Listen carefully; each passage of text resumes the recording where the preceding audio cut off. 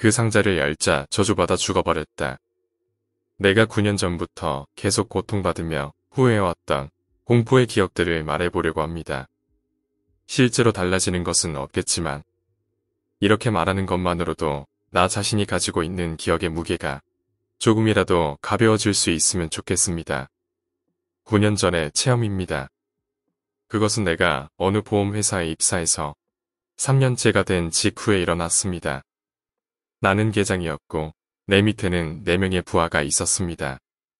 그중 3명은 일주일에 2번씩 언제나 함께 술을 마시러 갈 정도로 친했습니다. 다른 한 사람은 이 이야기와는 상관없기 때문에 소개하지 않겠습니다. 그날도 우리는 4명이 함께 단골 술집에서 술을 마신 뒤 더치페이로 계산을 하고 돌아가는 길이었습니다. 갑작스레 아이군이 정확히 사과 한 개 정도가 들어갈 크기의 나무 상자를 꺼냈습니다. 한눈에 보기에도 너덜너덜한 것이 오래된 것처럼 보였습니다. 그것은 이상한 장치가 되어 있는 상자로 옛날에 유행했던 뉴빅 큐브처럼 나무결의 방향을 정확히 맞추면 열리는 것이었습니다. 아이군의 말에 따르면 아버지에게 받은 것으로 상당히 옛날 물건인 것 같았습니다. 아무래도 전쟁 전부터 있었던 물건 같습니다. 아버지는 열어보지도 못했고 어차피 전쟁 후에 폐허해서 죽은 거라면서 나한테 주셨어요. 이렇게 아이군은 말했습니다. 그 상자를 2대에 걸쳐 물려받았는데도 아직 열어보지 못했다는 것입니다. 나는 그 상자를 처음 봤을 때부터 어쩐지 말로는 표현하기 힘든 오한을 느끼고 있었습니다. 내게 어떤 영감 같은 게 있던 걸까요? 종종 나는 상반신과 하반신의 균형이 맞지 않는 사람이나 발이 하나 모자라거나 아예 없는 작은 동물을 볼 때가 있었습니다. 그래서 나는 T군과 Y씨가 교대로 그 나무 상자를 열려고 시도하는 것을 보며 왠지 모르게 조마조마하고 있었습니다. 그 상자가 열려버리는 것을 내 영감이 두려워하고 있던 것 같습니다. 결국 그날 나무 상자는 열리지 않았습니다. 가게를 나서고 택시를 잡을 때까지 5분 정도밖에 걸리지 않았으니 시간상으로도 무리였습니다. 그날은 모두 아무 일 없이 집으로 돌아갔습니다. 다음 날 아이군이 전날 나를 제외한 2명이 흥미를 보였다. 그 상자를 회사에 가져왔습니다. 점심시간에 책상에 앉아 일을 하고 있는데 내 근처에 3명이 다가왔습니다. 나는 그들에게 사이가 나빠질 각오를 하고 충고했습니다. 그 상자는 열지 않는 편이 좋다고 생각해. 아이군은 의아한 표정을 지으며 꼭 우리 형처럼 말하네요. 라고 대답했습니다. 하지만 그러면서도 자신이 있다는 듯 꼭 가까운 시일 내에 열어서 보여드릴게요. 라고 말하고 업무를 보고 있던 나에게서 멀어져 갔습니다. 그날 점심시간은 그것 외에 다른 이야기는 하지 않았습니다. 그리고 그날 일이 끝난 뒤 4명이 함께 벚꽃놀이를 가기로 했습니다. 가까운 공원에서 Y씨의 어머니가 보내주신 맑은 된장국을 홀짝홀짝 마시며 벚꽃을 감상했습니다. 그때 T군이 이 멋진 광경을 4명이 함께 사진으로 찍어두자고요. 라고 말하고 폴라로이드 카메라를 꺼냈습니다.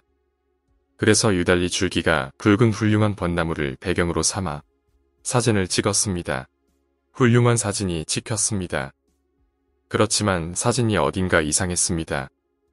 밤이기 때문에 빛이 들어올 리도 없고 열린 장소였기 때문에 플래시가 반사돼서 변색될 리도 없었지만 사진이 어째서인지 전체적으로 얇게 붉은 빛을 띠고 있었습니다. T군은 이런 경우도 있어요. 라고 말하고는 다시 전원이 함께 사진을 찍었습니다.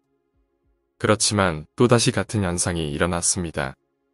T군은 너무 넓은 범위에서 찍어서 쓸데없는 게 들어가는 건지도 몰라요. 필름은 넉넉하니까 한 사람씩 찍죠. 라고 말했습니다. 그래서 나와 다른 3명이 순서대로 사진을 찍게 되었습니다. 먼저 내 사진입니다. 다행히도 사진은 깨끗하게 잘 찍혔습니다. Y씨의 사진 역시 잘 찍혔습니다. 문제는 그 다음 차례였던 아이군이었습니다. 처음 찍은 사진은 아까 찍었던 것보다 어째서인지 붉은 빛이 강하게 맴돌고 있었습니다. 이상하게 여겨 한 장 더 찍어보니 아이군의 주위에 붉은색이 아니라 노란색에 가까운 얇은 비닐 같은 것이 옮겨 붙고 있었습니다. 기분 나빠하면서도 아이고는 다시 한번 찍어달라고 티군에게 부탁했습니다. 그리고 찍힌 사진을 보고 티군은 뭔가 이상해 라고 소리쳤습니다. 우리들은 티군에게 달려가 그 사진을 봤습니다. 사진에는 믿을 수 없는 광경이 찍혀 있었습니다. 셀 수 없이 많은 노란 손이 아이군의 상반신에 사방팔방에서 얽혀서 아이군의 얼굴은 보이지도 않고 그나마 손이 닿지 않은 하반신도 선명한 붉은색으로 물들어 있었습니다. 아이군은 이 사진을 보고 겁에 질려서 우리에게 고백을 하나 했습니다. 그 내용은 다음과 같은 것이었습니다. 사실 오늘 점심시간 후에 인쇄실에서 복사를 하면서 나무 상자를 만지다가 결국 상자를 열었어요. 안에는 너덜너덜한 포대가 있었어요. 거기에 천황을 위해 명예로운 죽음을 맞아라라고 적혀 있었습니다. 안을 열어보니까 수많은 손톱과 머리털이 다발로 들어있어서 너무 기분 나쁜 나머지 그대로 소각로에 버렸어요. 우리들은 곧 그것을 절에 가져가 이야기를 하고 사진을 공양해달라고 부탁했습니다. 하지만 절의 주지 스님이 말하길 당신들이 연 것은 매우 위험한 것입니다. 여러분들이 가지고 온 사진을 공양해봐야 영혼의 분노는 가라앉지 않아요. 그 나무 상자를 가지고 오십시오. 그것을 공양하면 안에 갇혀있던 혼도 구제됩니다. 부디 가지고 와주십시오. 라고 말하고 오늘은 일단 돌아가라고 등을 떠밀었습니다. 그러나 결국 아이군에게 있어 그날은 생애의 마지막 날이 되고 말았습니다. 다음날 아침 아이군이 어제 집으로 돌아가던 도중 집 근처에서 자동차에 부딪혀 몸이 잘려 죽었다는 소식을 들었습니다. 하반신은 불타는 자동차의 타이어에 말려 들어가 같이 타서 눌어버리고 상반신은 거기서 20m는 더 날아가 그대로 죽어버린 것입니다. 그날 나와 티군 그리고 Y씨는 그의 어머니에게서 나무 상자를 받아 그것을 절의 주지 스님에게 가져갔습니다. 그러나 주지 스님은 이 상자는 원념 그 자체입니다. 게다가 이제는 사람의 것이라고는 볼 수 없을 정도로 강해요. 이 영혼들의 분노를 가라앉히는 것은 어렵습니다. 공양해드리고 싶습니다만 시간이 조금 걸릴 겁니다. 그래도 괜찮겠습니까? 라고 말했다. 아이군이 죽는 데까지는 겨우 반나절밖에 걸리지 않았습니다. 우리들은 그렇게까지 오래 기다릴 수 없다고 생각해서 그저 주지 스님으로부터 신체의 안전을 지켜준다는 독경을 전해 듣고 물러났습니다. 그리고 그해 12월 우리들이 그 상자에 관한 것을 거의 잊어버렸을 무렵 Y씨가 불에 타서 죽었습니다. 화재의 원인은 스토브의 불완전 연소였다고 합니다. 남은 것은 나와 티군뿐. 무서워진 우리는 회사에 전개를 요청했습니다. 일이 일어난 이곳에서 도망치면 영혼들도 우리를 잡지 못할 것이라고 생각했기 때문입니다. 그렇게 생각하고 싶지는 않았지만 이미 어느 한쪽에 홀려 있을지도 몰랐기 때문에 서로 합의하에 다른 곳으로 전근을 가게 되었습니다. 그러나 그 생각은 그저 어설픈 바람에 지나지 않았습니다. 그때부터 9년이 지났습니다. 정말로 악몽 같은 9년이었습니다. 티군은 전근을 간 뒤 2년 만에 결혼을 했습니다. 하지만 첫째 아이는 태어난 지 한 달도 안 돼서 폐렴으로 세상을 떠났고 둘째 아이도 유산이었습니다.